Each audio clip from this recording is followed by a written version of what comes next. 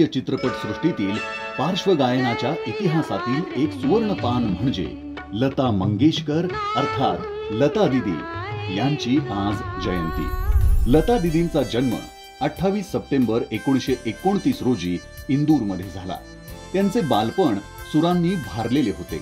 त्यांचे वडील मास्टर दीनानाथ मंगेशकर म्हणजे संगीत रंगभूमीचे अनभिषिक्त सम्राट। लता दीदी त्यांच्या ज्येष्ठ कन्या।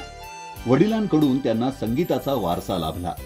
त्यांनी वडिलांकडून संगीताचे प्राथमिक शिक्षण घेतले आणि त्यांच्याच नाटकांमध्ये बालकलाकार म्हणून काम करण्यास सुरुवात केली। बालपणीच लता दीदींना संघर्षाला सामोरे जावे लागले। 13व्या वर्षी त्यांच्या वडिलांचे निधन झाले आणि संपूर्ण कुटुंबाची जबाबदारी त्यांच्या खांद्यावर आली। आई आणि 4 भावंड असे त्यांचे कुटुंब होते। खाण्यापिण्याची आबाळ असतानाही त्यांनी गायनाची साधना सोडली नाही। वडिलांचे संस्कार आणि सुरांवरील त्यांची निष्ठा कायम होती। मराठी, हिंदी चित्रपटात त्यांनी छोट्या छोट्या भूमिका केल्या। काही काळ नोकरी केली, मात्र त्यांची ओढ कायम गाण्याकडेच होती। मुंबईत आल्यानंतर त्यांनी उस्ताद अमन अली खान यांच्याकडून शास्त्रीय संगीताचे तंत्र व रागदारी शिकण्यास सुरुवात केली।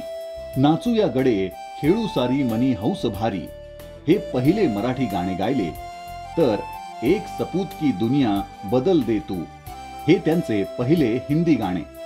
पुढे त्यांनी अनेक मातब्बर संगीतकारांकडे पार्श्वगायन केले। हिंदी मराठीच्या बरोबरीने त्यांनी भारतातल्या 36 भाषांमध्ये 50,000हून अधिक गाणी रेकॉर्ड करत विक्रम केला।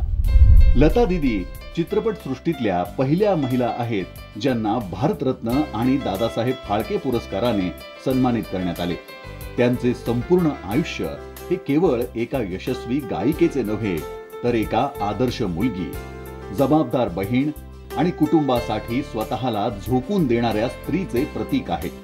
अशा या गान कोकिळा भारतरत्न लता दीदी मंगेशकर यांना जयंती दिनी कोटी कोटी वंदन।